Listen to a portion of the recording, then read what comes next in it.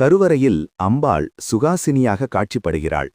27 நட்சத்திரங்களின் ஆதிக்கங்களையும் தன்னுள் அடக்கி 27 யந்திரங்களாக திருமேனி பிரதிஷ்டையில் இங்கு அருள்பாலிக்கிறாள் என்கிறார்கள் ஆன்றோர்கள். இவள் திருமேனியோ மூலிகைகளால் ஆனது. எனவே அன்னைக்கு அபிஷேகம் கிடையாது. உற்சவருக்கு மட்டுமே அபிஷேகம். அவளின் தலைக்கு மேல் 5 தலை நாகம் படம் விரித்த நிலையில் காட்சி தருகிறது. இடக்காலை மடித்து வைத்துள்ளாள். கீழே தொங்கவிட்டுள்ள வலக்காலின் கீழ் அசுரர்களது தலைகள் காணப்படுகின்றன. இவளின் 8 திருக்கரங்களில் முறையே கத்தி, கபாலம், சூலம், மணிமாலை, வில், அம்பு, உடுக்கை, பாசம் ஆகியவற்றை ஏந்தியுள்ளாள்.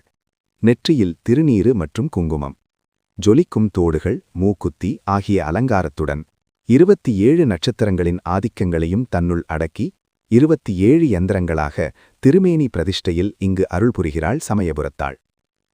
நோய்களின் அதிபதியான மாயாசுரனையும் அவன் சகோதரர்களையும் வதம் செய்தாள். பின்னர் அவர்களின் தலையை ஒட்டியானமாக அணிந்து கொண்டு நோய்களின் கொடுமைகளிலிருந்து மக்களை காப்பாற்றி அருள் புரிந்தாள். மாயனின் சகோதரியான சமயபுரத்தாள் திருவரங்கத்திலிருந்து வந்தவள் என்பதால் இந்த கோயிலின் நிர்வாகமும் பல நூற்றாண்டுகளாக திருவரங்கம் கோயில் வசமே இருந்தது. பக்தர்களது முயற்சியால் 1984ஆம் ஆண்டு முதல் சமயபுரம் மாரியம்மன் கோயில் தனி நிர்வாகத்துக்கு மாறியது. ஸ்ரீரங்கம் பெருமாள் ஆலயத்திலிருந்து பட்டுப்புடவைகள், மாலைகள், தளிகைகள் மகமாயிக்கு சீராக அனுப்பி வைக்கும் வழக்கம் தொன்று தொட்டு இருந்து வருகிறது. இதை தீர்த்தவாரி விழா என்பர். சமயபுரம் மாரியம்மனின் உக்கிரத்தை தணிக்க ஸ்ரீ காஞ்சி பெரியவரின் ஆலோசனைப்படி நுழைவாயலின் வலப்புறத்தில் ஒரே சந்நிதியில் ஞானசக்தி, இச்சாசக்தி, கிரியாசக்தி வடிவங்களாக 3 விநாயகர்களை பிரதிஷ்டை செய்தனர். அதன்பின் அம்மனின் மூல விக்கிரகத்தில் கோரை பற்கள் அகற்றப்பட்டு சாந்தசுரூபியாக மாற்றி 1970இல் கும்பாபிஷேகம் செய்தனர். அம்பாளின் கருவறையை சுற்றி எப்போதும் நீர் நிறைந்திருக்குமாறு ஈரத்தன்மையுடன் வைத்திருக்கிறார்கள்.